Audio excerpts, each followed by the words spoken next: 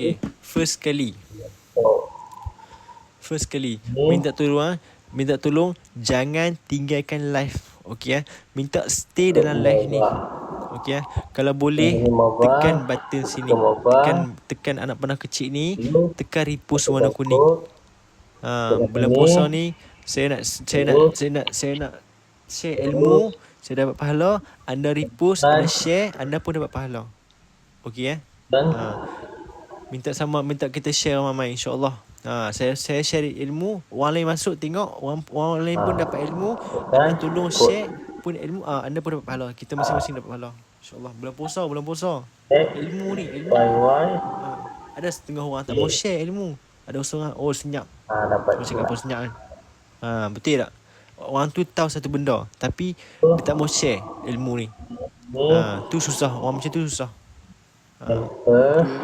Biar kita miskin harta tak apa. Yang penting kita jangan kedekut ilmu.